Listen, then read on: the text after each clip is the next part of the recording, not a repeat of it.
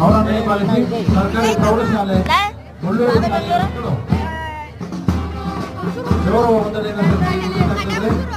ನಂತರದ ತಂಡವಾಗಿ ಕಟ್ಟೆ ಹುಣಸೂರು ಪ್ರೌಢಶಾಲೆಯ ಮಕ್ಕಳು ಗೌರವ ವಂದನೆಯನ್ನು ಸಲ್ಲಿಸಿ ಮುಂದೆ ಸಾಗ್ತಾ ಇದ್ದಾರೆ.